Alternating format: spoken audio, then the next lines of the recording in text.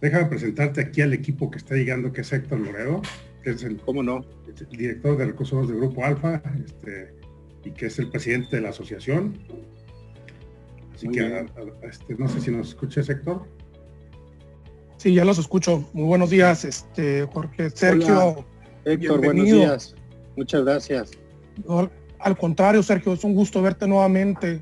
Muchas gracias por haber aceptado darnos este tema en esta semana de las asambleas ARIP que tenemos, de las conferencias ARIP. Estoy seguro que estamos seguros que estos retos que vienen en el sector petrolero 2021 son totalmente retantes e importantes, ¿no?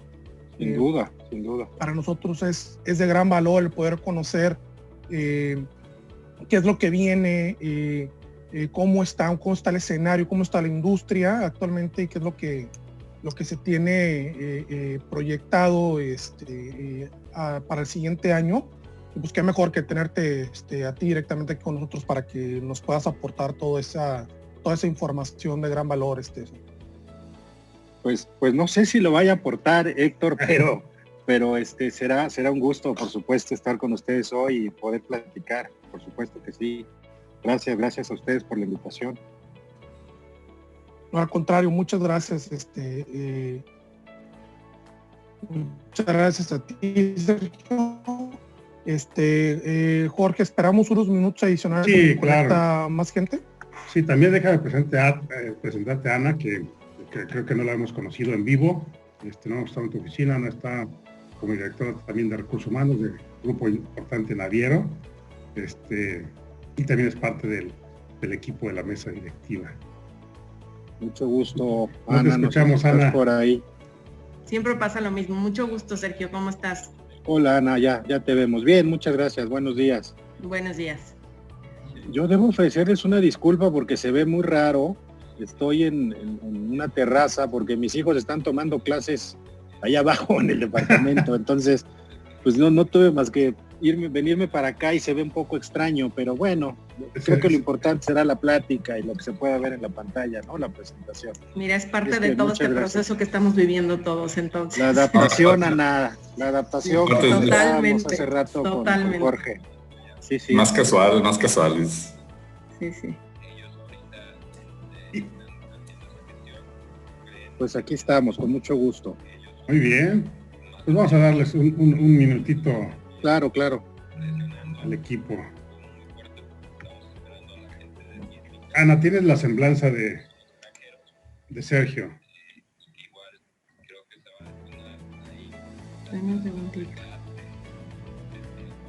Te toca presentarlo, yo ya lo he presentado varias veces. Además que Sergio es gran amigo. La vez que no la tengo ahorita a la mano, déjame, es que algo tengo. Ok.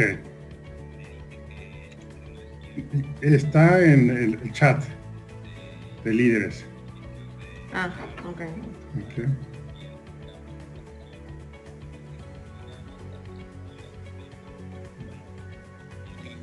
Sí, déjame le subo tantito aquí al volumen. Ok.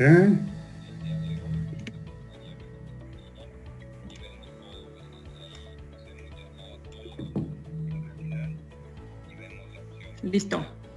¿Me escuchan bien? Pues mira. Muy bien. Pues son las 9 en punto, Sergio, y en atención a tu puntualidad y la de todos, me gustaría que empezáramos. Con todo gusto. Y muchas gracias, Sergio, por esta participación. De verdad que se aprecia muchísimo en el sector de oil and gas tu participación, Sergio. Sobre todo porque tienes una característica de compartir abiertamente mucha información en aras de mejorar, en aras de que todo el sector de oil and gas petrolero nos alineemos a la CNH y que la CNH finalmente también a través de ti como un comisionado que lo representa muy fuertemente, pues nos compartas un poco el rumbo, un poco hacia dónde, y nosotros como industria irnos alineando en ese sentido. Estoy seguro que haremos sinergias muy importantes.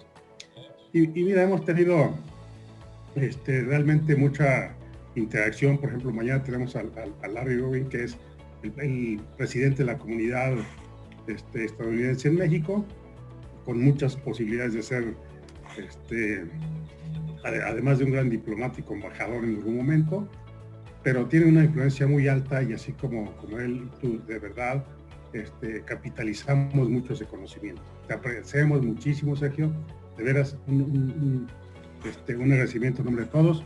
Y bueno, vamos a presentar a la audiencia, Ana, o Héctor, si quisieras compartir algo adicional. Héctor. Sí, ya, tenía mute. Okay. Buenos días a todos, bienvenidos a este cuarto día de las asambleas virtuales de la Asociación de Recursos Humanos de Industria Petrolera. El día de hoy nos acompaña el Comisionado Nacional de Hidrocarburos, Sergio Pimentel. Nos va a hablar de los retos en el sector petrolero 2020-2021, que es un tema pues que a muchos nos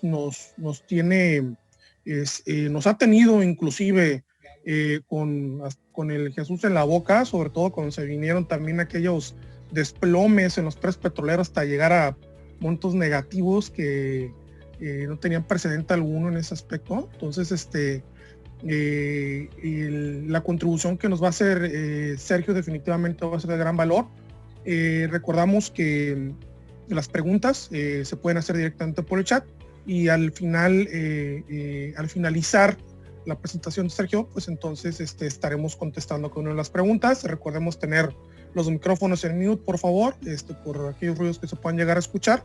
Bienvenidos a todos y Sergio, muchísimas gracias nuevamente por acompañarnos y haber aceptado la invitación a estar aquí con nosotros. Gracias. Bueno, pues yo les presento a Sergio. Sergio es abogado por la Escuela Libre de Derecho. Entre su experiencia profesional en el sector energético destacan los cargos de Director General Adjunto de Regulación Jurídica de Hidrocarburos en la Comisión Reguladora de Energía, Director General de Asuntos Jurídicos del mismo órgano regulador. Se desempeñó como coordinador de asesores del Consejo Jurídico, fue consejero jurídico del Ejecutivo Federal y fue en esa casa de dependencia consejero también adjunto de la Consulta y Estudios Constitucionales, en donde participó en los equipos técnicos que elaboraron las reformas constitucionales en materia de energética, así como los instrumentos legales que constituyeron la legislación secundaria en el sector de hidrocarburos. En la Administración Pública Federal fue además asesor del subprocurador jurídico y de asuntos internacionales de la Procuraduría General de la República, asesor del Cónsul General de México en la ciudad de Houston, Texas, en los Estados Unidos de América, y asesor del subsecretario de Asuntos Jurídicos y Derechos Humanos de la Secretaría de Gobernación, así como director general adjunto de Estudios Constitucionales e Instrumentos Presidenciales en la Consejería Jurídica del Ejecutivo Federal. Ha sido propuesto interna del presidente de la República, fue designado por el Pleno del Senado de la República como comisionado de la Comisión Nacional de Hidrocarburos y a partir del 18 de septiembre del 2014 y hasta el 31 de diciembre del 2020. Bienvenido, Sergio. Creo que este tema es bastante importante para todos nosotros y bienvenido. Muchas gracias, Ana, por la presentación. Gracias, Jorge, por la invitación otra vez a estar con ustedes. Muchas gracias a Héctor también por tus palabras. Y muchas gracias, desde luego, a Arip, por la desmañanada. Algunos en esta situación, tener una reunión a las 9 luego no se agradece tanto, ¿no? Así es que muchas gracias a los 37 participantes que veo están conectados. Gracias a todos. Pues yo creo que el preámbulo lo puso muy bien Héctor, ¿no? Esta es una industria que sin duda hacia adelante tiene retos muy importantes que afrontar como cualquier actividad económica. Yo lo platicaba previo a iniciar formalmente esta charla, lo platicaba con Jorge. Creo que los retos que vienen hacia adelante son en general para toda la actividad económica. Esta pandemia que ahora vivimos, pues es obvio, es una pandemia que le pegó a todo el mundo. A algunos países nos pegó más fuerte que a otros, pero hablando de actividad económica, yo creo que los retos son para, insisto, toda la actividad, toda la cadena de valor de toda la industria en general, ¿no? Una buena noticia que creo que tiene el sector de la exploración y la extracción y en general el sector energético en México es que hoy tenemos un marco jurídico que creo que es un aliado, y más que un aliado, pues son las reglas del juego que están ahí escritas y que permiten y que deberían pues incentivar la competencia, la transparencia, la rendición de cuentas, un incentivo muy claro a la inversión privada, nacional y extranjera, reglas claras en la asignación de áreas, hablando particularmente de lo que hacemos en la CNH. En fin, creo que los retos hacia adelante son muy, muy importantes, y una muy buena noticia es que, insisto, el marco jurídico sigue siendo el vigente desde diciembre de 2013 y luego con las leyes reglamentarias en 2014. Y bueno, en medio hay, desde luego ustedes lo saben muy bien, decisiones de política energética, decisión de fortalecer a Pemex, esa es una realidad, eso es lo que este gobierno federal ha dicho y esa es la apuesta en materia de exploración y de extracción, y en materia eléctrica, pues fortalecer a la Comisión Federal de Electricidad. Y eso nos genera naturales fricciones cuando hay personas como su servidor que creemos que el marco jurídico no solo permite, sino en algunos casos mandata otra cosa. Pero eso está en el ámbito de la política. Yo creo que la buena noticia, insisto, es que en el ámbito de los hechos, en el ámbito jurídico, el marco está ahí. El andamiaje jurídico, legal, reglamentario está ahí, y yo creo que todos ustedes pues deben sentirse desde ese lado con la tranquilidad de que las reglas del juego ahí están. Entonces yo me permitiré compartir con ustedes algunas láminas, probablemente algunas ya las hayan visto, ¿no? La verdad es que esta industria, ustedes lo saben bien, pues se mueve en el mediano y en el largo plazo, y en ese sentido, de un año a otro quizá no haya tanta variación en los números. Lo que ciertamente podríamos después comentar es cómo se ve la industria hacia adelante, que insisto, tiene retos sin duda muy, muy importantes. Muchas gracias a quien me va a hacer favor de ayudarme con la presentación, y si podemos pasar a la siguiente, por favor.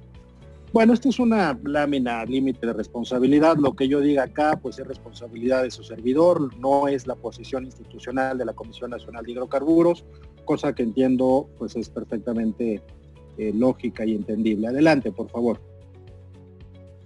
Este es el contenido de la presentación que vamos a recorrer juntos, el modelo institucional que estoy seguro ustedes conocen muy bien, la nueva industria de la información en México, que es, me parece, un eslabón fundamental en la cadena de valor y que normalmente no se habla tanto de él, no es tan atractivo hablar del primer eslabón, ¿no? Normalmente estamos pensando en cuántos barriles y ya llegaremos allá. Creo que esa es una métrica errónea para medir el éxito o no éxito de las actividades de exploración y extracción.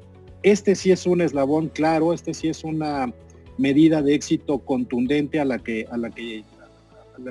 le dedicaremos algunos minutos. ¿Cómo van los contratos? ¿Cómo va la actividad petrolera en México? Costa adentro, costa afuera, aguas profundas, aguas someras, ¿cómo se ha movido la industria en México? ¿Cuáles son algunos indicadores relevantes en esta materia, en la exploración y en la extracción? ¿Y cuál es el potencial que tiene México como un país con una riqueza en materia de petróleo y gas y otros hidrocarburos muy, muy importante? Entonces, esos son los 5 puntos que de manera breve comentaremos, y creo que después será muy interesante poder entablar un diálogo con preguntas y respuestas. Adelante, por favor. El modelo institucional, y esto lo caminaré muy rápido porque creo que esto sí se conoce ya y ustedes lo conocen muy bien. El modelo institucional que hoy tiene México es un modelo que necesita y que requiere de la coordinación entre autoridades gubernamentales y la industria. Necesita la participación de la Secretaría de Energía como la cabeza del sector, desde luego, pero también la participación de la Secretaría de Hacienda y, muy importante, la Secretaría de Economía, en tema de contenido nacional. La Secretaría de Hacienda, y ahora hablo solamente de exploración y extracción, pues es la responsable de determinar las condiciones económicas relativas a los términos fiscales, tanto de los contratos como de las bases de licitación de las rondas. Todo lo que tiene que ver con los aspectos económicos los fija la Secretaría de Hacienda. La Secretaría de Economía, dije ya, el contenido nacional, y bueno, pues la Secretaría de Energía, desde luego como cabeza de sector, la que define el ritmo de las rondas. Pues hoy el ritmo es que por el momento no habrá rondas, discutible creo yo. Es la que fija cuántas áreas se deben poner en las rondas a licitar, es la que determina el modelo de contrato, producción compartida, licencias, servicios, utilidad compartida. Ustedes saben que en México hasta ahora solamente hemos utilizado dos modelos, la producción compartida, que tiene recuperación de costos, y la licencia, en donde no hay recuperación de costos y digamos todas las inversiones corren a riesgo del operador, del contratista. Y se han utilizado estas dos pues porque son los dos modelos que más se emplean en el mundo. Es decir, una ventaja que tiene o que tuvo en su momento ser prácticamente el último país en el mundo que abrió este sector a la competencia, que abrió la posibilidad de explorar y de extraer hidrocarburos al capital privado nacional y extranjero, pues es que puedes ver qué se ha hecho en otras partes del mundo, y eso fue lo que se hizo en México hace prácticamente 6 años. Copiar las mejores prácticas de lo que sucede en el mundo y traerlas a México, ¿no? Tropicalizarlas, dicen algunos. A mí no me gusta la palabra, pero creo que pinta muy bien lo que se intentó hacer, lo que se hizo en México. Después hay reguladores que ya existían previo a la reforma energética. La CRE va a cumplir 27 años, la CNH va a cumplir 12 años, tiene 11, va a cumplir 12. Es decir, eran reguladores que ya estaban ahí, pero que claramente tenían una naturaleza jurídica y una vocación distinta. La CNH era el regulador de las actividades de exploración y extracción que llevaba a cabo Pemex. Y en realidad Pemex se autorregulaba.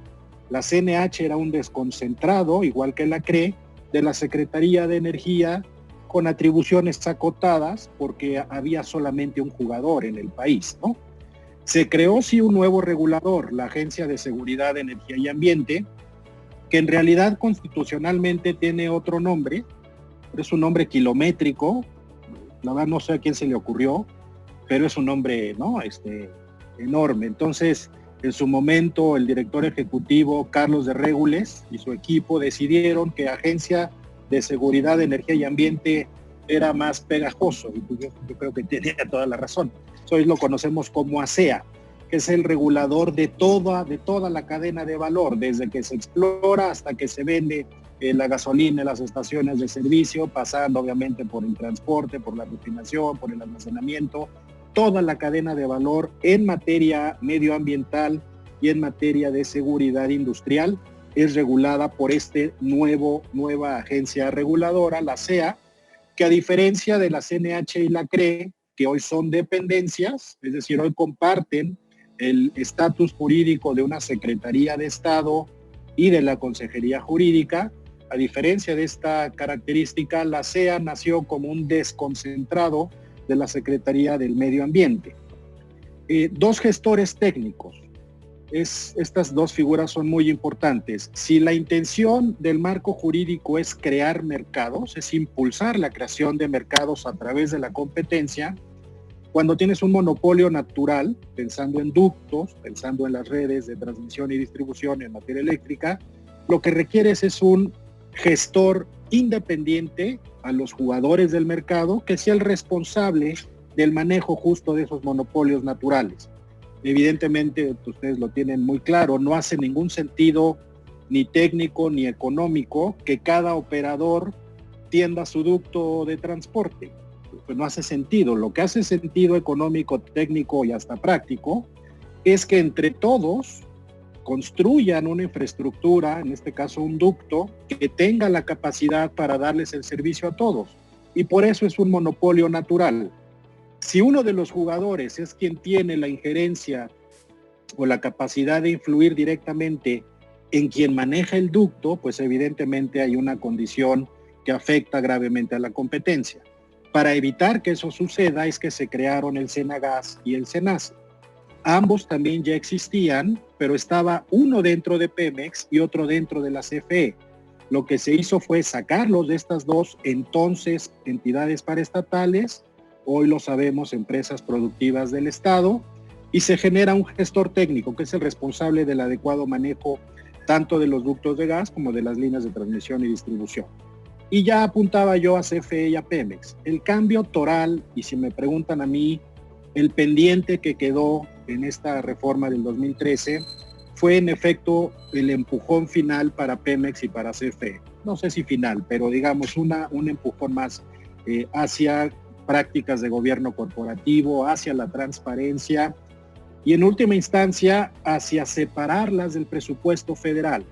Yo creo que hoy el problema que tenemos, grave problema que tenemos, es que Pemex y CFE siguen viviendo del presupuesto federal, pero a la vez tienen el mandato legal de generar valor.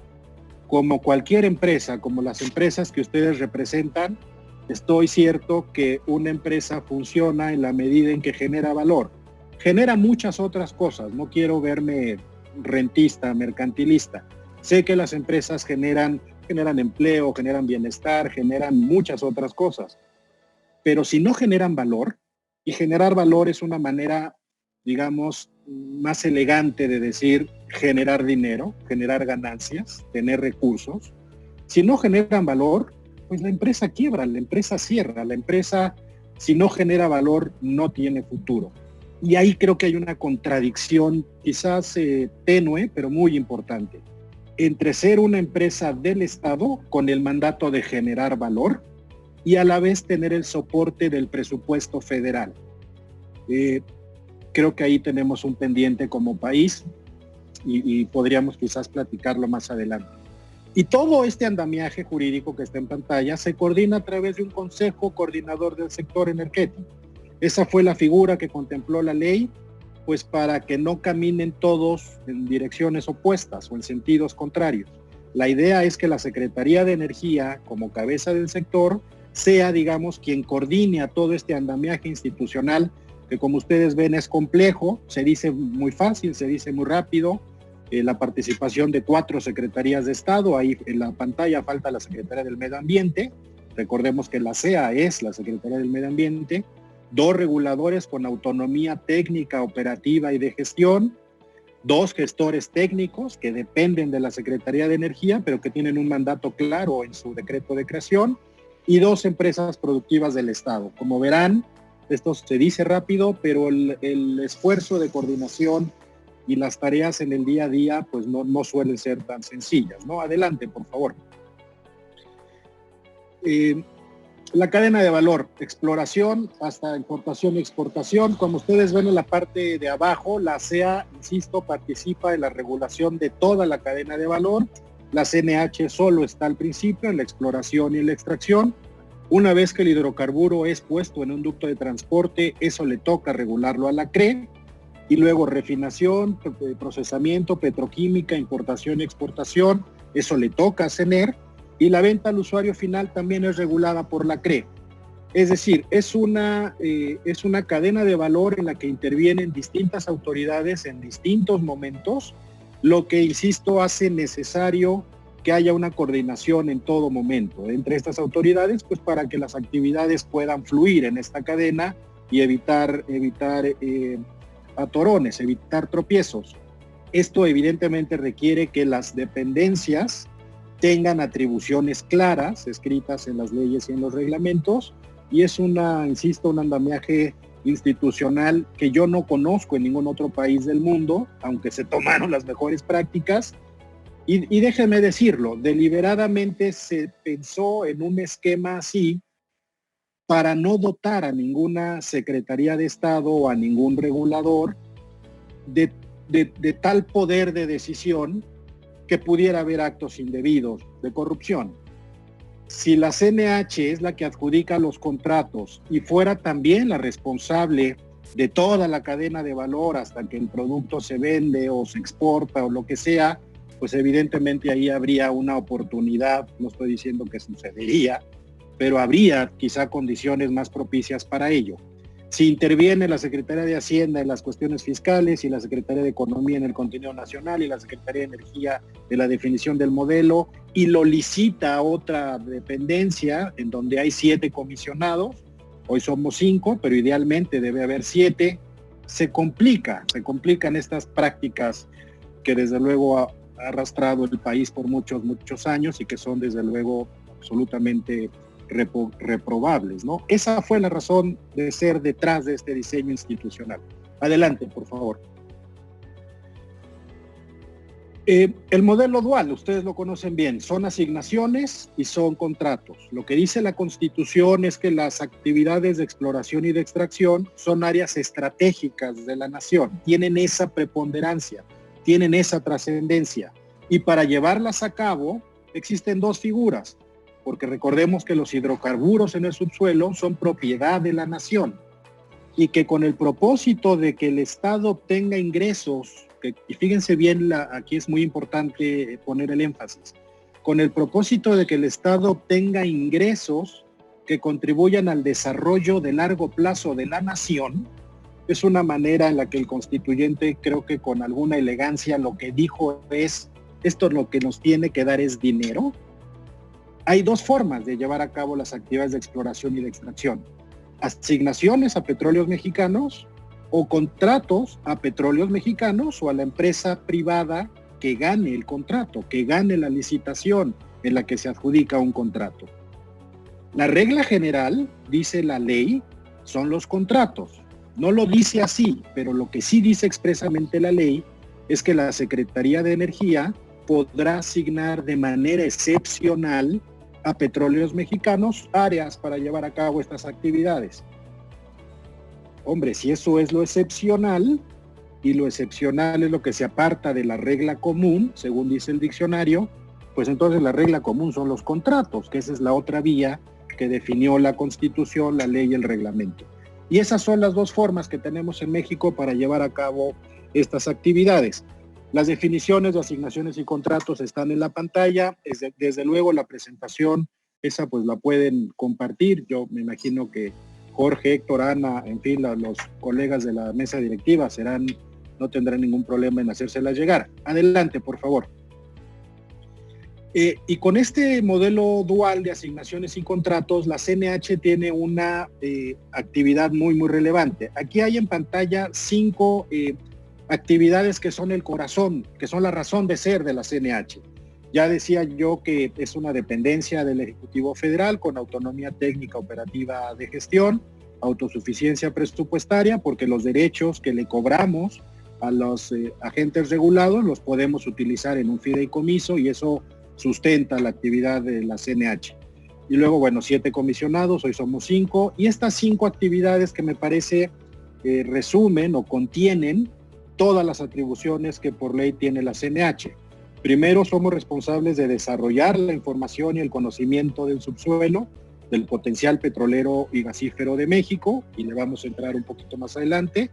Somos un órgano regulador, desde luego regulamos y supervisamos todas las actividades que en los contratos se ha denominado actividad petrolera, todas las actividades energéticas del sector exploración y extracción, creo que sería más correcto, pero otra vez es más largo.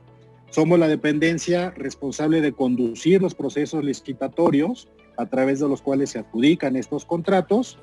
Y ojo, bien importante, la CNH es quien suscribe el contrato en representación del Estado mexicano. Para eso fundamentalmente es que somos la única dependencia con personalidad jurídica. Ninguna otra Secretaría de Estado tiene personalidad jurídica. La personalidad jurídica es del Estado mexicano.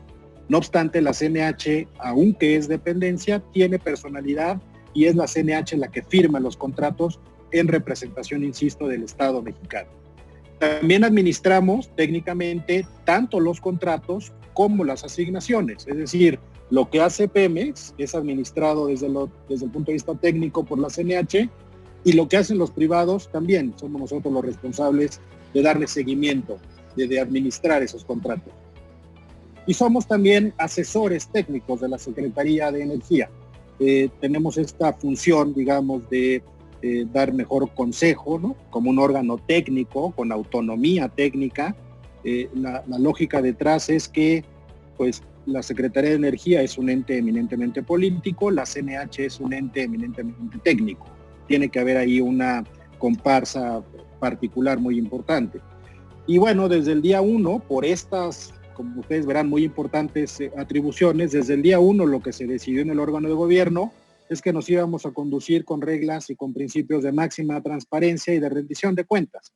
No solo porque así lo querramos, sino porque así lo dice la ley. Eso es también importante decirlo. Adelante, por favor.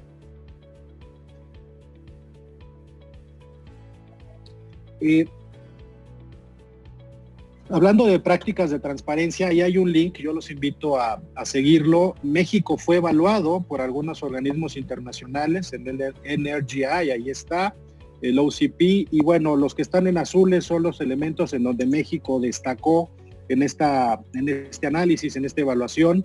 Destaco que México como país salió por encima de Canadá, de Noruega, que no es poca cosa, en prácticas de transparencia. Eso está ahí para que ustedes lo puedan revisar a profundidad si les parece atractivo. Adelante, por favor. Bueno, pues entrando un poquito en la cadena de valor, esto lo tienen ustedes muy claro, ¿no? Es una industria que se mueve en el mediano y largo plazo. Ahí están los años promedio que toma una actividad exploratoria, y luego cuando la actividad exploratoria tiene un descubrimiento que es comercial, es decir, que hace sentido económico extraer los hidrocarburos, entramos a la etapa del desarrollo para la extracción. Están los años ahí, evidentemente son no años promedio, yo diría más bien el piso y el techo, ¿no? De lo que está reflejado en los contratos. Y como ven ustedes, la primera parte en la cadena de valor es la información. Si las empresas que ustedes representan van a invertir, no sé ahora los costos seguramente están deprimidos, pero si van a invertir para no hacernos bolas, $100 millones en la perforación de un pozo exploratorio, estoy seguro que todas las empresas en las que ustedes trabajan y que ustedes representan, lo que quieren es acotar el riesgo de invertir $100 millones y no obtener nada a cambio. Ese riesgo se acota en esta y en cualquier otra industria con más y mejor información. Y aquí la información es, pues, evidentemente información del subsuelo. Y contar con esa información toma tiempo y cuesta mucho dinero. Por eso ahí es de 1 a 2 años. En realidad pueden ser más. Los estudios de sísmica y luego la interpretación de esa información que llevan a cabo los geocientíficos. Y luego, digo, no lo comenten con nadie, pero ayer tuvimos un seminario interno en la CNH y es claro, como pasa en cualquier actividad intelectual, pues que no todos los geocientíficos piensan igual. Entonces habrá un geocientífico que vea un posible yacimiento en X parte de la prueba esta que están visualizando, pero habrá otros que crean lo contrario. Habrá quien crea que debajo del domo salino es una posición idónea para llevar a cabo la perforación. Habrá quien vea otra cosa. Bueno, todo esto toma tiempo, requiere de mucho dinero, de mucho esfuerzo, y lo que hoy tenemos en México es una regulación para las actividades de reconocimiento y exploración superficial. Eso significa ARES, que es, insisto, la primera etapa en la cadena de valor de esta industria. Si le damos adelante, por favor, podríamos entrar un poquito más a detalle. Y esta es una industria que se ha desarrollado muy importantemente en México. En los primeros 4 años desarrollamos una enorme cantidad de información. Y bueno, pues lo que está en pantalla es lo que es el mandato legal. La CNH es la responsable de recabar, de acopiar, de resguardar, de administrar, de hacer pública toda esta información. Hay unos cuartos de datos, en fin, esta historia ahora que suena ya muy vieja y que ustedes conocen muy bien. Adelante, por favor. La información en la industria pues es dual. Tenemos información digital, información que nos permite hacer estudios en las computadoras y correr programas, algoritmos y demás. Esa información digital estaba toda en manos de Pemex, como era natural, como era lógico, y pasó a manos del Estado, y el Estado representado por la CNH. Entonces hoy la CNH tiene todo este cúmulo de información, 6 veces más información que Brasil y 4 veces más información que Noruega, 11.5 petabytes de información.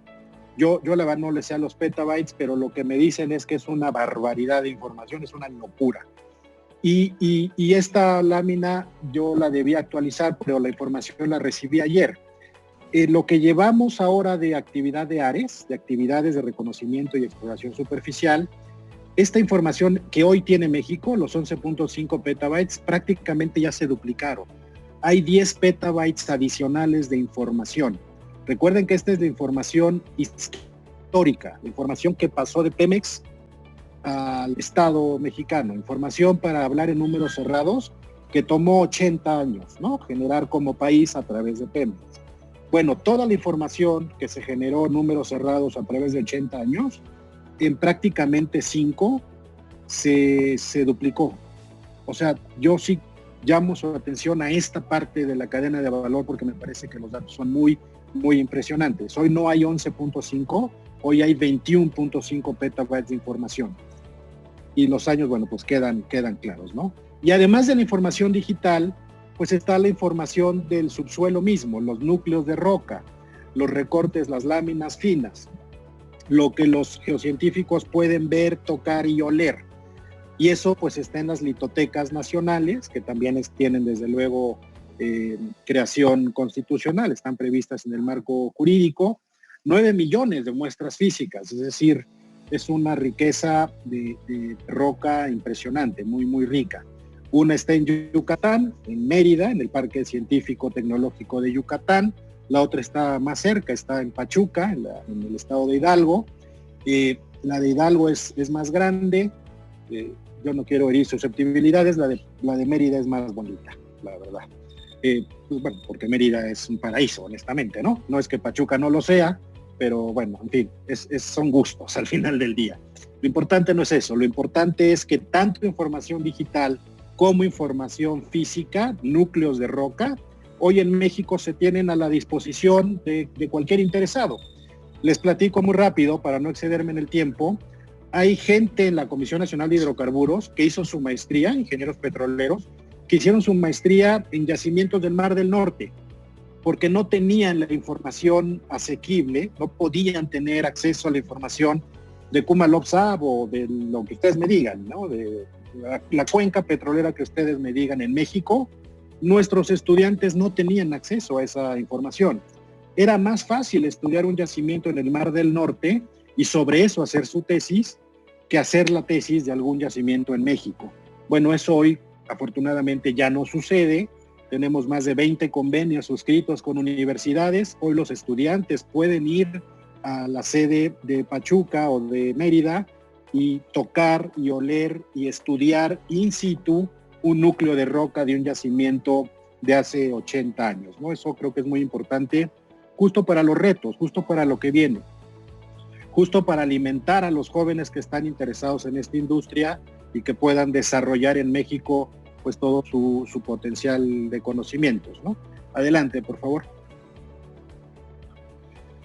Eso hizo pues que en México entre el 2015 y el 2017 el Golfo de México particularmente fuera el área más explorada en el mundo. Ahí están las inversiones que se llevaron a cabo.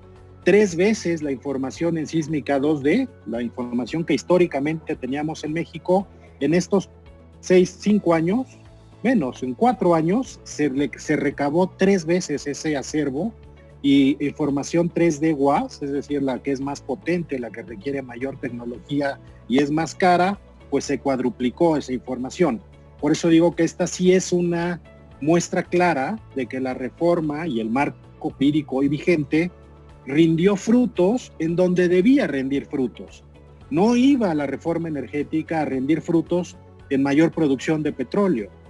Pues eso no sucede ni en México ni en ninguna parte del mundo. Es como plantar una manzana, un árbol, un manzano, hoy y venir en 15 días a querer cosechar manzanas.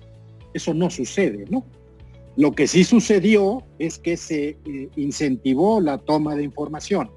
Lo que sí sucedió es que se invirtió una buena cantidad de dinero en México y lo que sí sucedió es que el Golfo de México, del lado mexicano, se convirtió en el área más explorada del mundo. Porque, insisto, ahí inicia todo. De ahí parte la industria de la exploración y de la extracción, de contar con cada vez más y mejor información para acotar el riesgo y para no tirar $100 millones de un pozo que resulta seco. Obviamente el riesgo no se quita, el riesgo solo se acota, pero para eso sirve la información. Adelante, por favor. Y bueno, pues esto ustedes lo conocen muy bien, es solamente una lámina para recordarles dónde están los 111 contratos, cuáles son las modalidades, ya lo decíamos, licencia o producción, y en dónde se ubican. Insisto, esta lámina y toda la presentación ustedes la podrán revisar con detenimiento. Adelante, por favor.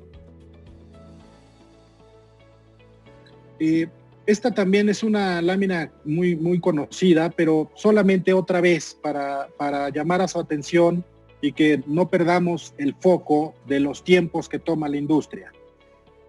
Tenemos el eje vertical que dice producción, y cuando exploras y evalúas, pues evidentemente no tienes producción. Lo que estás buscando es solamente acotar el riesgo. Cuando llegas a la parte azul, cuando llegas a la etapa de desarrollo, pues viene evidentemente la enorme producción. Hay un bajo riesgo porque ya encontraste el yacimiento. Ya estás localizado en un campo que sabes que es comercial productor, y por eso es que vienen ahí las grandes inversiones y se lleva a cabo pues toda la actividad. De 1 a 34 años es donde más inversión hay, es donde más requerimiento de recursos existe, y es donde evidentemente hay más retorno porque hay barriles. Y luego viene un tema de producción residual, producción que es menor, pero es en el mayor de los tiempos. Esta es una curva, por cierto, típica en México. No necesariamente se ven así las curvas de los proyectos petroleros en otras partes del mundo. Pero bueno, vienen actividades de estimulación secundaria al yacimiento y secundaria, terciaria, en fin, y entonces viene un aumento que ya es marginal, que ya es residual de producción. Y luego en la parte de abajo están en verde las asignaciones de Pemex y en azul los contratos. La R1.2 es la ronda 1.2, para que ustedes más o menos identifiquen. Las dos asociaciones que están en la parte media azul hacia abajo son las asociaciones que tiene Petróleos Mexicanos. Y luego las migraciones, 5 migraciones, que es otra figura que prevé la ley, en donde Pemex transformó su asignación a un contrato, pero respetando al socio que ya traía en la asignación, ¿no? Entonces, como ustedes ven, pues la gran mayoría de las actividades hoy en México están en la exploración y en la evaluación. Del lado izquierdo, en la parte baja de la pantalla, es donde está más cargada de bolitas, de circulitos. Pues porque es ahí en donde está ahorita la actividad exploratoria en México. En la parte media, que es donde está la gran producción, si ustedes se fijan, están las dos asociaciones de Pemex, las 5 migraciones de Pemex y contratos de la ronda 1.2, ¿no? Eni, Hochschild y Fieldwood. Pues no, pues, es decir, por eso no hay el incremento en la producción de la que luego se habla, porque no hay que esperar lo que no es esperable. Y luego en la 1.3, se acordarán ustedes estas 25 áreas de campos maduros. Sí producen, pero la producción es marginal si se le compara contra la producción nacional. De manera que, bueno, con eso yo creo que ustedes ya con más calma podrán analizar esto. Esto es muy revelador, porque esto nos da idea muy clara de en dónde están ahorita las actividades petroleras y qué es lo esperable, cuáles serían los resultados que hoy podríamos esperar de toda esta actividad, y así poder calificar, ¿no?, como exitosa o no la actividad que los operadores llevan a cabo. Adelante, por favor. Bueno, pues la apertura implicó que hay hoy en México 73 nuevas empresas. En México, 35 mexicanas, 38 extranjeras, prácticamente de todo el mundo, ¿no? Y es literal, de Canadá, Argentina, de Noruega a Egipto, de Australia al Reino Unido. Es decir, es una apertura que tuvo lugar de manera muy importante. Adelante, por favor. ¿Qué pasó con la pandemia? Bueno, pues evidentemente la pandemia trajo una disminución en la actividad, lo cual es perfectamente entendible. Y en la Comisión Nacional de Hidrocarburos expedimos nosotros un acuerdo, que es este que está hasta abajo, por el que establecimos algunas medidas con la finalidad de seguir promoviendo el desarrollo de estas actividades. Entonces reconocimos la existencia de casos fortuitos y o de fuerza mayor que fueron solicitados expresamente por algunos operadores. Están en pantalla ahí los logotipos. Generamos un periodo de suspensión de 4 meses para la pandemia, y fueron meses que se contaron así porque se levantó la pandemia. Ustedes recordarán, el Consejo de Salubridad General decretó la pandemia, decretó luego un receso y después se levantó esta actividad. Y además, para la CNH no van a ser exigibles las obligaciones que tenían los operadores durante este periodo de suspensión, a excepción desde luego del pago de las contraprestaciones.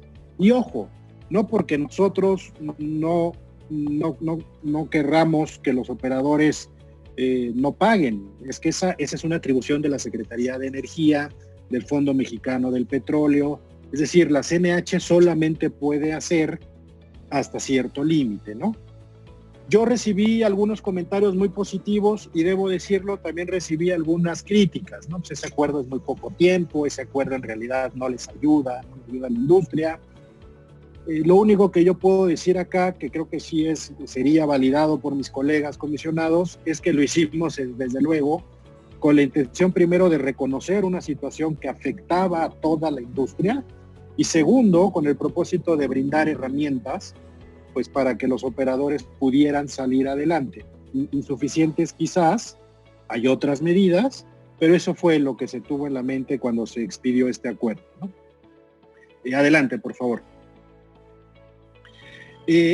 ¿Cómo vamos? Pues hoy tenemos 132 planes aprobados. La industria se mueve en 2 planes. La industria en México, la regulación, la ley, de hecho. La ley en México reconoce 2 planes, el plan de exploración y el plan de desarrollo para la extracción.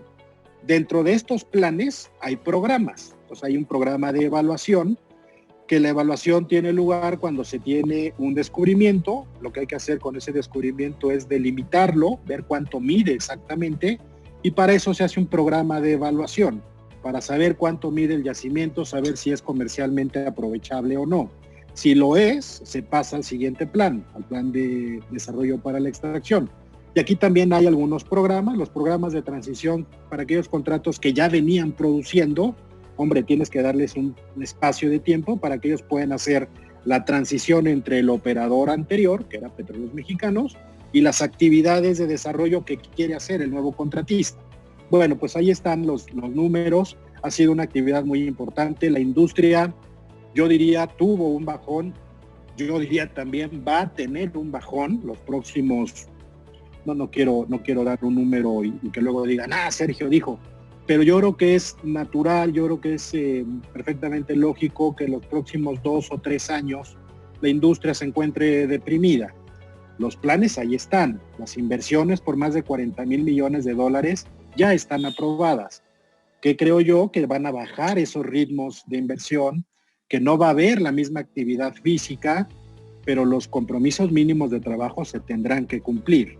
Y después de un par de años, quizás un poco más, yo creo que esta industria, como toda la industria en el mundo, espero yo, pues se va a recuperar y poco a poco va a empezar a ganar fuerza y vigor, ¿no? Adelante, por favor.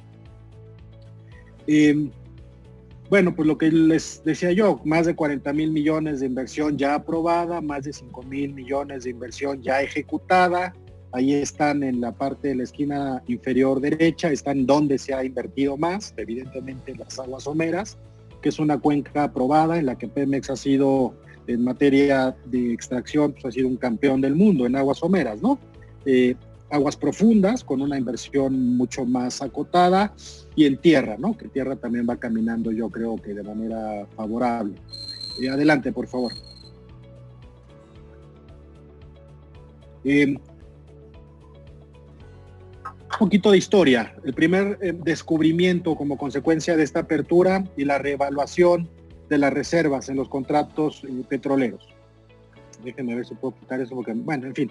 En la primera licitación de la ronda 1, ahí se descubrió este campo Zama, famoso campo Zama, porque, digo famoso porque ahora, ustedes saben, está en un proceso de unificación con Pemex, ¿no? Talos fue el descubridor de este pozo, adyacente hay un área de asignación de Pemex, ya se concluyó técnicamente que este es un yacimiento compartido, es decir, el mismo yacimiento se extiende sobre el área contractual y sobre el área de asignación, ahí hay un proceso en marcha, pero ese es el primer, digamos, descubrimiento que una empresa distinta a Petróleos Mexicanos llevó a cabo en México.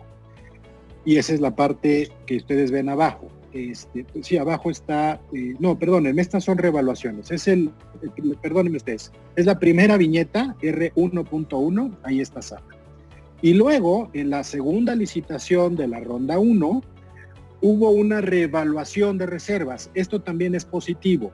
Lo que se pensaba que había de reservas, es decir, de recursos ya descubiertos en un determinado campo, pueden ser varios yacimientos, pero es un solo campo, Las empresas privadas que ganaron esos contratos, en promedio estimaron que en realidad se trataba de 4 veces lo que se había estimado ahí originalmente.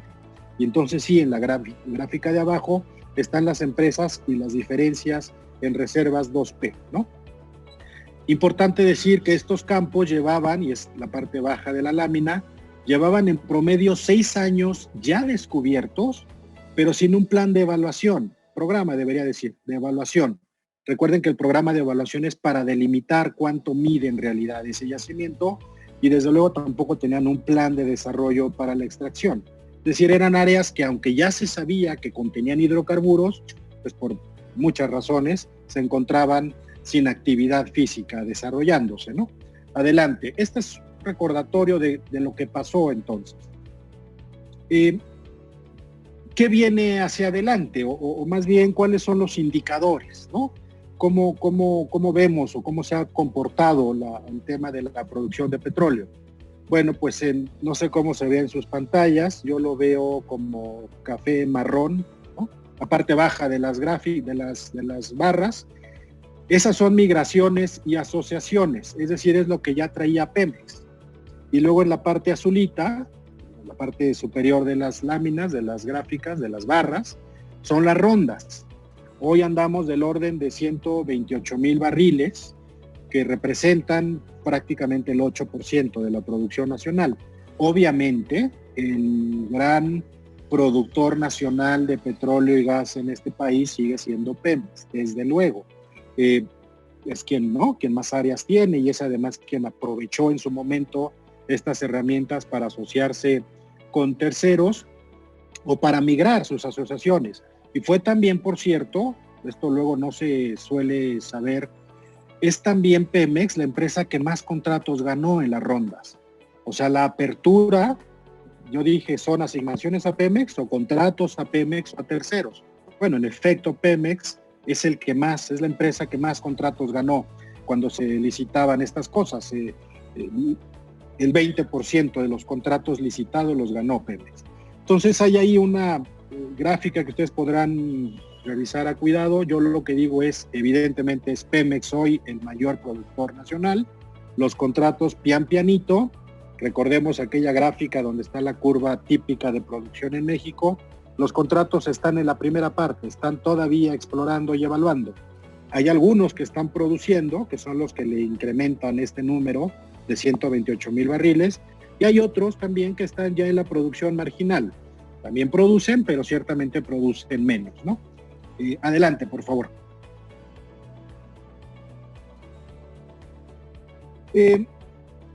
Los 40,000 millones de dólares ya aprobados en los planes son el grueso de la cifra económica, ¿no?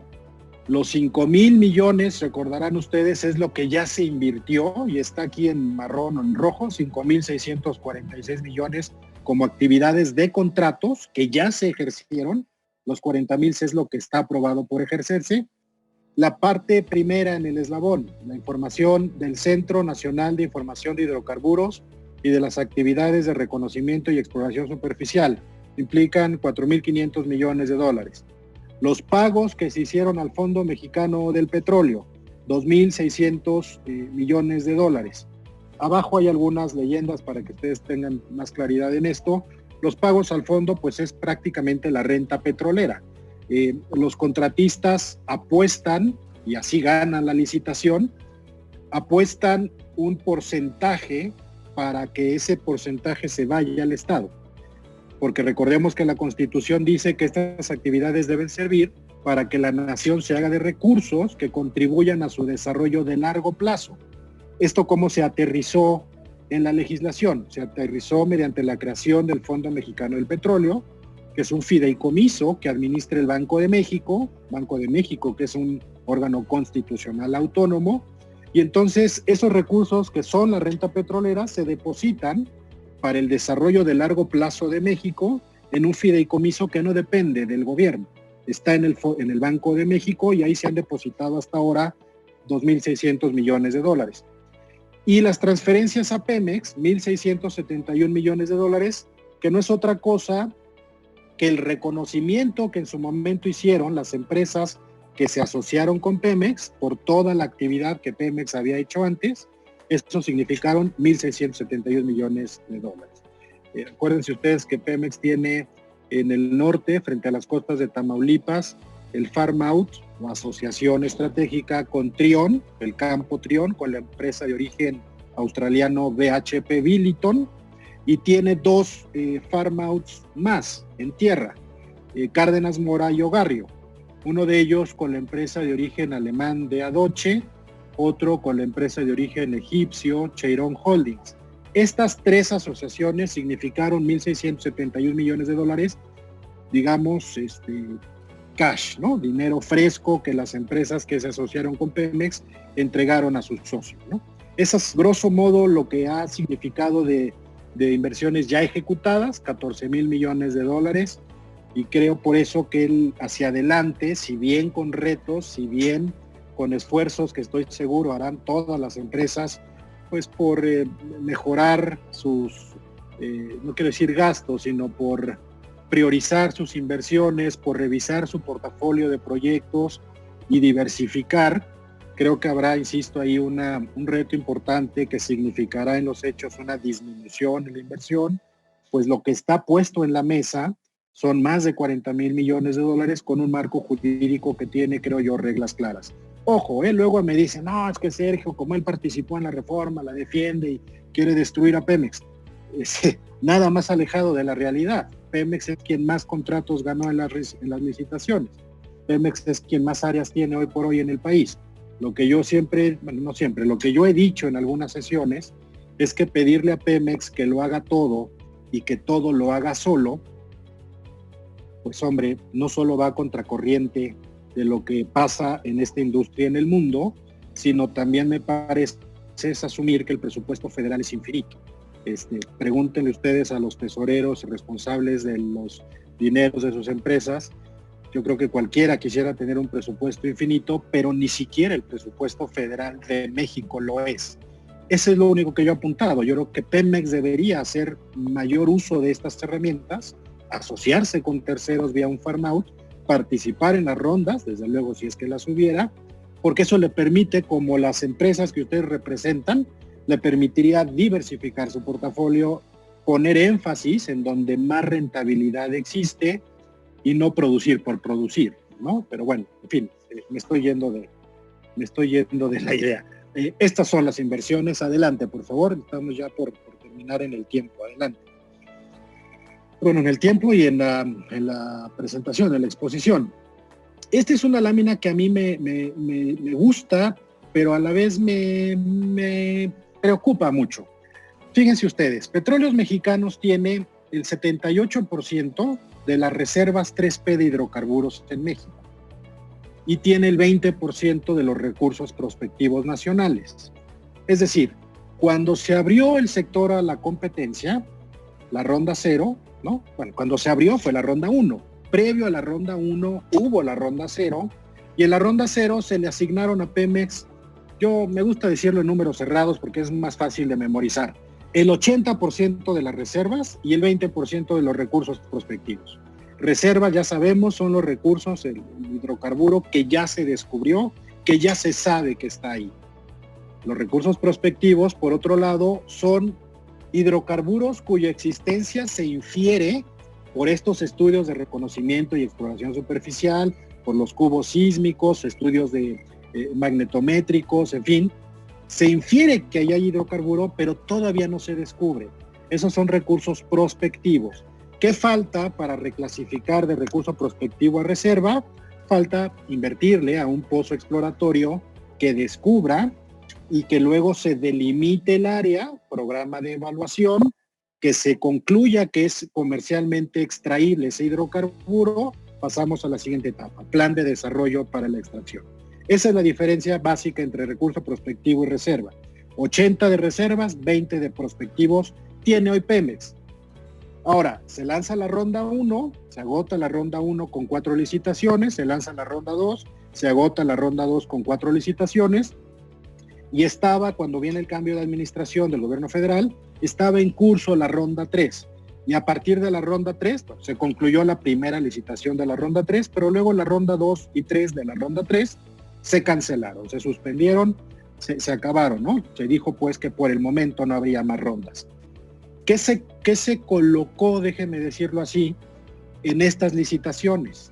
El 9% de las reservas de hidrocarburos y el 12% de los recursos prospectivos en México. Eso se alcanzó, perdón que hable yo así tan campechanamente, pero ya es jueves, se colocaron el 9 de reservas y el 12 de recursos. ¿Qué significa esto? Pues hombre, que hay 13% de reservas, de recursos ya descubiertos, de petróleo y gas, que ya sabemos en dónde está y que no lo está trabajando nadie. Eso es delicado, pero el siguiente dato, francamente, a mí sí me preocupa mucho más. También significa que el 68% de la riqueza petrolera y gasífera de México está en manos de nadie. O sea, ni Pemex ni ninguna otra empresa está explorando. Recuerden que son recursos prospectivos. Su existencia se infiere, pero falta descubrirlos. El 68% de nuestra riqueza está en el subsuelo, está enterrada esperando que se le asignen esas áreas a alguien. Ese alguien debe tener la capacidad técnica, financiera y de ejecución para llevar a cabo estas actividades. Eso es lo que dice la ley en el caso de Pemex. O ese alguien debería ser una empresa que califica en los criterios de calificación de las bases de licitación y que es fundamentalmente lo mismo, que tenga capacidad técnica, financiera y de ejecución para que pueda participar en una licitación y eventualmente ganarla y entonces sí explorar lo que falta de explorar, que es más del 60%, 68%. Ese dato es muy importante, es muy revelador y hoy quizá no nos haga tanto ruido, colegas. Hoy decir, bueno, pues está el 68%. Sí, pero es que si no exploramos hoy, nos va a tomar tiempo. Recuerden ustedes aquella lámina en la que están dibujados los tiempos que se toma la industria. En aguas profundas nos va a tomar al menos 10 años, explorar, eventualmente encontrar, delimitar y llegar a la etapa extractiva. En aguas profundas vamos a ver un barril en un proyecto ya económicamente rentable algún día, porque hasta hoy, en toda la historia de la exploración y de la producción en México, no hemos visto uno solo. 80 años. Toma tiempo. Y entonces no explorar hoy condena a las generaciones por venir, y no quiero sonar trillado, créanme lo que no, pero es una realidad. No explorar hoy nos va a evitar encontrar un yacimiento, evaluar ese yacimiento y eventualmente concluir que ese yacimiento hace sentido económico aprovecharlo. Va a pasar tiempo y evidentemente la transición energética yo creo que es una realidad. El cambio de combustibles fósiles a combustibles verdes es una realidad. El cambio de las gasolinas, no sé si Renault y alguna otra marca de coches para el 2030, me parece, ya no van a generar vehículos de combustión interna que caminen con gasolina, van a ser eléctricos. Es decir, puede pasar que la riqueza, enorme riqueza que tenemos hoy en el subsuelo de México, se quede ahí enterrada, porque ya no haga sentido extraerla. Desde luego está la parte de la petroquímica. Desde luego yo creo que a este cambio de energía fósil a energía verde le falta. Déjenme ser muy pesimista. 50 años. Llevamos 80 sin producir en aguas profundas. Solo para que podamos cada quien, desde luego, hacer esta ponderación y tener presente estos datos, ¿no? Y creo que estamos terminando. Si le damos a la siguiente, por favor. Son las 10 de la mañana. Sí, miren, terminamos en punto, iniciamos en punto, terminamos en punto. A mí no me resta más que agradecer desde luego otra vez la invitación a Jorge, a Héctor, a Ana, a los colegas de la mesa directiva de ARIP, a todos los que están conectados hoy, muchas gracias. Espero que cuando menos una cosa les haya quedado de esta charla. Si así fue, yo me doy por bien servido. Y estoy a sus órdenes, Jorge, Héctor, Ana, no sé cómo quieran que desahoguemos las preguntas y las respuestas. Yo estoy a sus órdenes, colegas. Claro, gracias. muy amable, Sergio. Como siempre, un placer y un contenido numérico y siempre acompañado de una opinión muy amplia, que desde distintos ángulos, así que de verdad muy enriquecedor. Y bueno, para las preguntas y respuestas yo le pediría que directamente, como son pocas, pero muy contundentes, cada uno les hiciera, ahora sí que a voz alzada, no a mano alzada. De acuerdo. Adelante, por favor.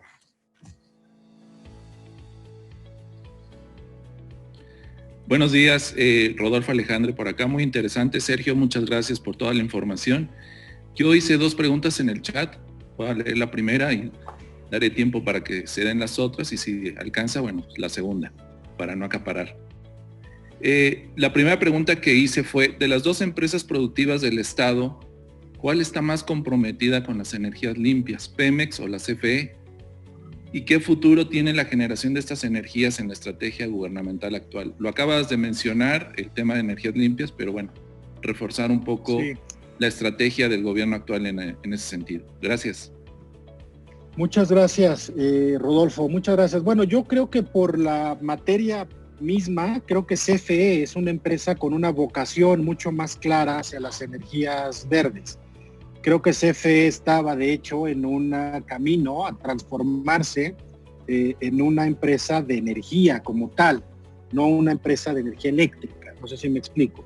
Y ahí está el marco jurídico para que la generación de electricidad, que es una área que está abierta a la competencia, se pueda dar a través de las energías renovables, aire, agua, sol. Ahí está el marco jurídico y es como yo empecé. Creo que una buena noticia es que el marco ahí está, ahí sigue. Lo que hoy hay es una política energética y lo digo porque así lo han dicho, pues, o sea, no es un secreto, no estoy revelando nada indebido.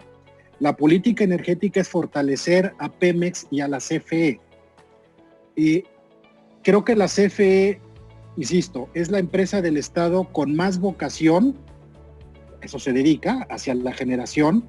No obstante, hay que decirlo, creo que la política de la actual administración ve a la generación de energía eléctrica a través de fuentes verdes, de fuentes renovables, como una opción que está en segundo lugar. Déjame ponerlo así. Creo que es claro que para este gobierno la generación con combustóleo, por ejemplo, o con carbón, se vuelven opciones que están si hubiera ahí una prelación, creo que ellas están por arriba de la energía eólica, solar, geotérmica incluso, ¿no? Es así.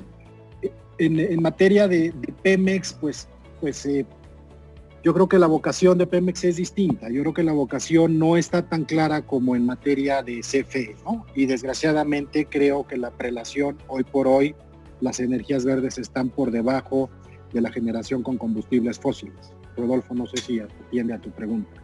Sí, muchas gracias, Sergio, muy amable. No sé si Armando Moreno nos escucha y pueda leer su pregunta.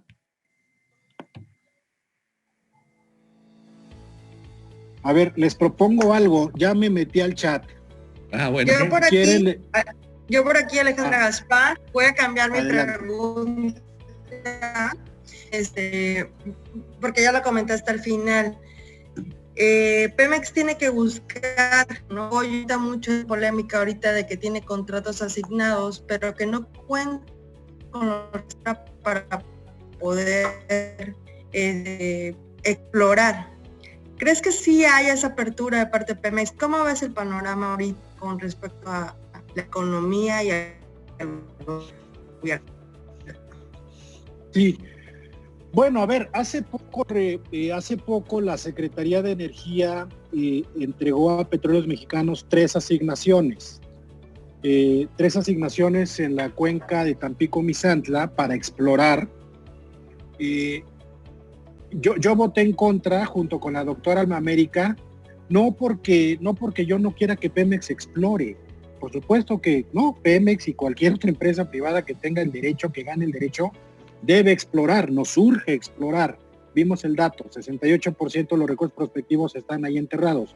El tema es que en esos planes en específico, que tienen un enorme potencial de recursos no convencionales, recursos que requieren de esta famosa fractura hidráulica, fracturamiento hidráulico o fracking, la mayor cantidad de recursos en esas áreas están ahí, están en los no convencionales. Y lo que este gobierno también ha dicho es que no van a llevar a cabo esta técnica de la industria petrolera, no va a haber fracking. Entonces, ¿qué caso tiene? Esa fue mi lógica y esa fue mi razón de ser, del voto en contra. ¿Qué caso tiene darle a Pemex áreas en las que va a explorar, pero va a explorar lo menos atractivo en términos de recursos prospectivos? No sé si me explico. Esa es una. Otra, el presupuesto federal no es infinito. ¿Cuánto le cuesta a México que hoy Pemex tenga 396 asignaciones? ¿Cuánto cuesta eso? Yo les doy un dato. El promedio anual que requiere Pemex para mantener las actividades que hoy tiene es del orden de 20,000 millones de dólares, sin considerar deuda. El presupuesto que este año tiene Pemex es del orden de 15,000 millones de dólares. O sea, no le alcanza. Digo, no le alcanza. Entonces, ¿cómo le queremos dar más áreas? ¿Le vamos a dar el presupuesto necesario? Bueno, ¿a costa de qué? ¿Le vamos a asignar todo lo que falta de asignar a Pemex porque es la empresa del Estado nada más? Pues, ¿cuánto cuesta eso? Eso fue básicamente lo que yo expuse en la sesión. Y un tema jurídico es que no se surte el supuesto de excepcionalidad. Recuerden que las asignaciones, CENER las otorga de manera excepcional y las excepcionalidades están previstas en el reglamento. Y lo que CENER nos presentó, en mi concepto, no cumplía con ninguno de los supuestos de excepcionalidad o con el supuesto de excepcionalidad que CENER aducía. Esa es la razón jurídica y luego hay una razón financiera por la que creo que no hace mucho sentido. Ojo, capacidad técnica y de ejecución yo creo que Pemex la tiene. Yo creo que Pemex tiene las condiciones como una gran empresa que es para llevar a cabo esas actividades. Lo que creo que no tiene, no Pemex, el gobierno federal, el Estado mexicano, olvidémonos del gobierno, el Estado mexicano es dinero para seguirle inyectando a Pemex, ¿no? No sé si respondo tu pregunta, Alejandra. No, exactamente. Muchas gracias, Sergio. Gracias a ustedes. Adelante, Sergio, en el chat. Tú ahí a ver, mira, es que ya encontré aquí el chat. Te digo que yo no soy muy ducho en esto, pero a ver, la primera de Rodolfo creo que está ya respondida. Muchas gracias a Jessy, que fue quien me hizo favor de ir pasando la presentación. Muchísimas gracias. Dice Armando Moreno, muchas gracias por los comentarios. Son pidiendo la presentación, ya están mandando sus mails, ahí se las harán llegar. Y luego dice, estamos por cerrar. Otra de Jessica Jaime, creo que ya la contestamos, ¿no? ¿Cuál es la más comprometida con las energías limpias? Después de los últimos eventos políticos en México, ¿cuál es el futuro de la reforma energética? Dice Armando Moreno.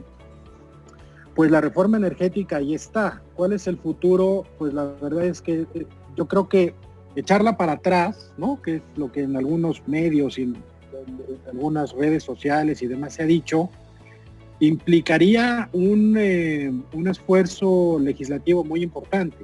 Requeriría la aprobación mayoritaria de las 2/3 partes en la Cámara de Senadores y de las 2/3 partes en la Cámara de Diputados, y luego la mayoría de las legislaturas locales para reformar la Constitución. Y luego, bueno, pues las leyes, ¿no? Porque eso es solo la Constitución, pero como consecuencia de esa reforma constitucional hubo 14 leyes nuevas, que ahí también habría que hacer ajustes en su caso. Eso es más sencillo porque eso es solamente ante el Congreso de la Unión y solamente es mayoría simple, diputados y senadores. Pero la reforma constitucional sí requiere un esfuerzo muy importante. ¿Qué puede pasar? Bueno, pues ahí sí está. Eso sí es más incierto que la sísmica 3D. Habrá que ver qué pasa, desde luego, en las elecciones del año que entra, en la Cámara de Diputados, ver cómo se acomodan las fuerzas políticas y esperarlo. Ahora, yo digo algo. Yo creo que nos ha faltado a todos, y aquí hasta ustedes los voy a embarrar, colegas, con todo respeto, nos ha faltado a todos transmitir algunas de estas cosas que yo dije hoy. Resultados esperables y esperados. ¿Y qué cosas no son de esperarse, cuando menos no en los próximos 3 o 4 años? Este tema de la industria de la información creo que es muy importante y nadie o poca gente pues lo conoce. Ciertamente no es tan sexy, déjenme utilizar la palabra, hablar de información sísmica como lo es hablar de barriles o de pies cúbicos de gas. Pero es que ahí inicia todo. Nadie sabe, creo, o poca gente sabe cuántas empresas de qué países del mundo están hoy en México. Esta es una industria que se mueve en el mediano y en el largo plazo, pero en el que juega literalmente empresas de todo el mundo. No creo que sea tan sencillo decirle a estas empresas grandotas, transnacionales, muy importantes, oye, pues fíjate que va a cambiar, ¿no? Va a cambiar la Constitución y entonces tu contrato pelas. Tampoco se ha dicho eso. También se ha dicho que lo que ya se entregó, así se ha dicho, lo que ya se adjudicó, eso se va a respetar. Pues ese es un chorro de actividad. Esas son 40,000 millones de dólares de inversiones ya aprobadas. Entonces, ¿qué va a pasar? Francamente no lo sé. Yo creo que hay resultados muy positivos del marco jurídico actual.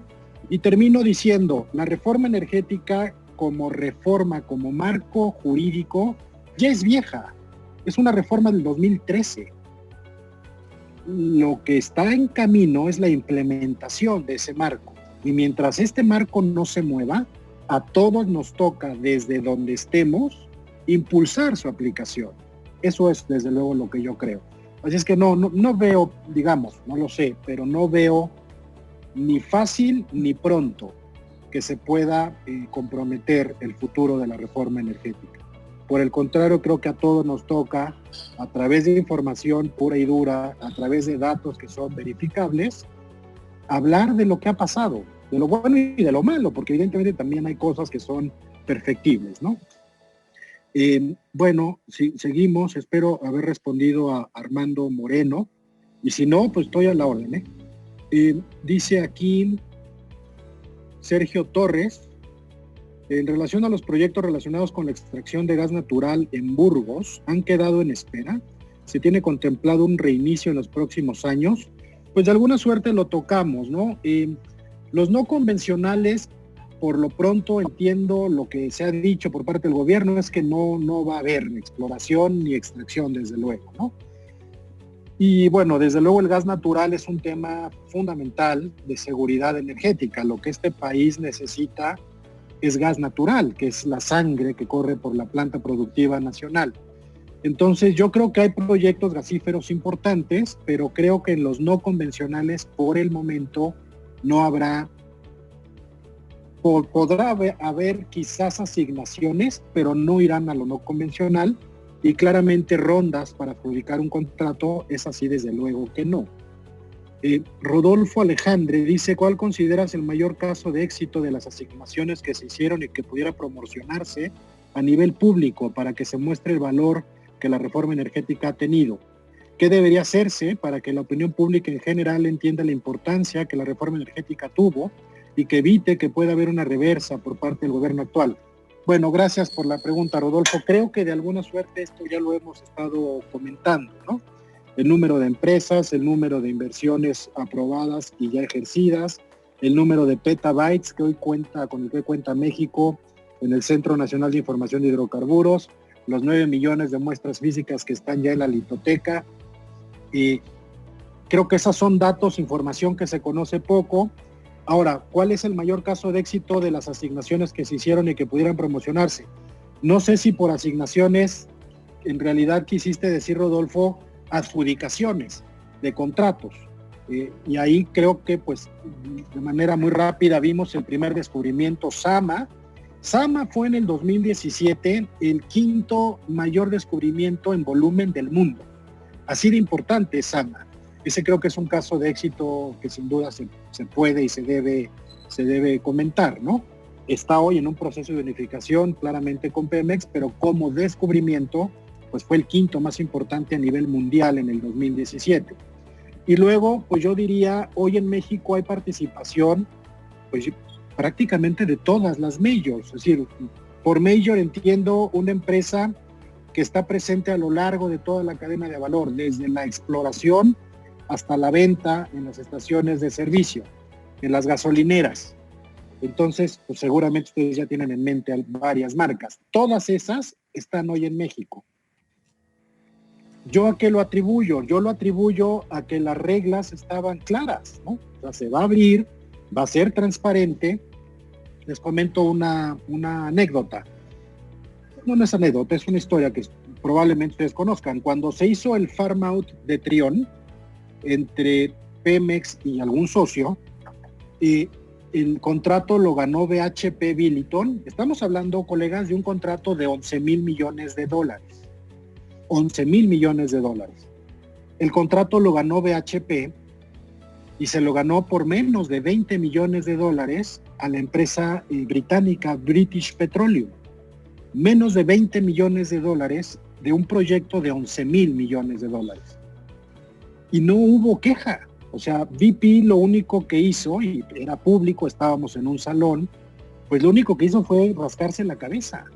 Porque para esas empresas, 20 millones de dólares, hombre, es importante, pero para un proyecto de 11,000 millones, haber perdido ese contrato por menos de 20, pues yo creo que les dolió. O sea, vamos, no sé si me explico. Y no hubo consecuencia legal, no hubo impugnación, no hubo, es que estaba arreglado. Yo creo que eso, la lámina que les presenté de los estudios en materia de transparencia, yo creo que eso no es poca cosa. Y no me gusta mucho hablar porque al final es una labor de la CNH. Pero yo creo que hay que decirlo. O sea, México, no la CNH, México fue visto durante estos años como líder en la ejecución de las licitaciones. Insisto, no la CNH, México. Vinieron pues las grandes empresas de todo el mundo a jugarle, a apostarle a México, y no hay, en todas las licitaciones que se han llevado a cabo en este país, no hay una sola impugnación. Una sola. Yo creo que no es exagerado decir, y esto va en línea con la pregunta, ¿qué se puede promocionar para que se muestre el valor de la reforma energética? Les doy uno, así les puedo dar un dato duro que se puede promocionar a nivel público para resaltar el valor. La transparencia de las licitaciones. Son las licitaciones, sin ninguna duda, más transparentes en la historia de México. Pero no solo de México, son las licitaciones, no quiero decir más transparentes del mundo, pero son las licitaciones, quizás, yo no sé, este es un dato que no tengo con certeza, pero que de 14 licitaciones no haya habido una sola impugnación, yo creo que es un dato relevante. Las reglas del juego están claramente escritas. La ejecución de esas reglas del juego, con sus cosas, sin duda, pero creo que se habían ejecutado bien. Creo que eso se puede decir para promocionar, como dice aquí la reforma, ¿no? Luego dice Alejandra Gaspar, con esto último que comentas, ¿consideras que habrá inversión o reasignación en los contratos de los recursos prospectivos, sabiendo que Pemex no tiene los recursos, capacidad técnica para la exploración? Esa ya la contestaste, Sergio. Ok, Marco Servín, en el contexto actual, económico, internacional y político nacional, con ronda suspendida, los operadores actuales tendrían certidumbre en la continuidad de sus contratos de exploración y producción. La respuesta rápida es sí. La respuesta rápida es sí porque acuérdense que la administración de los contratos es de la CNH. La CNH tiene autonomía técnica, operativa y de gestión. La CNH, los comisionados somos nombrados por periodos de 7 años. ¿Y cuál es la lógica de eso? Pues es ser un órgano técnico transeccional. Entonces, la lógica es apartarte un poquito de esta influencia política. El único que puede darle fin a un contrato es la CNH. Entiendo que hay matices, entiendo que habrá quien diga, oye, pero digamos, jurídica y técnicamente es así. Los contratos dependen, su rescisión pues depende de la CNH, ¿no? Y bueno, pues creo que ya, ¿no? Bueno, Dos Bocas, híjoles, pues la verdad no es mi tema, la refinación, pero yo creo que la refinería de Dos Bocas difícilmente quedará concluida en el tiempo que se dijo y difícilmente costará los 8,000 millones de dólares que se dijo que iba a costar, ¿no? Yo creo que Dos Bocas es una mala idea. Dice, bueno, algunos ya se están yendo, algunos ya se creo fueron, que y creo que ya. creo que ya. Bueno, colegas, muchas gracias. Yo sigo aquí a sus órdenes, pero el tiempo también ya pasó. Ustedes me dicen. Muchas gracias a todos por Sergio, sus preguntas y aquí estoy. Bueno, pues muchísimas gracias. Como vemos, este tema da para mucho tiempo. Creo que al final del día no nos resta más que agradecerte tu participación. Seguramente en futuras ocasiones estaremos contactándote de nuevo. Y bueno, pues queremos otorgarte de manera virtual, evidentemente, Gracias, muchas gracias. el presente reconocimiento a Sergio Pimentel Vargas por su participación como ponente en el webinar Retos en el Sector Petrolero 2020-2021, el 27 de agosto. Que tuvo lugar en nuestra plataforma Zoom, ¿no? Entonces, te lo haremos llegar de manera física, pero queremos agradecerte muchísimo tu participación y a todos agradecerles el tiempo, y con eso estaríamos cerrando la sesión del día de hoy. Muchísimas gracias a todos. Muchísimas gracias. Gracias, Sergio. Un abrazo. Nos vemos pronto, en vivo. Gracias. Especial. Gracias. Gracias, Héctor. Gracias. Gracias, Saludos. Jorge. Gracias, Gracias. Gracias a todos.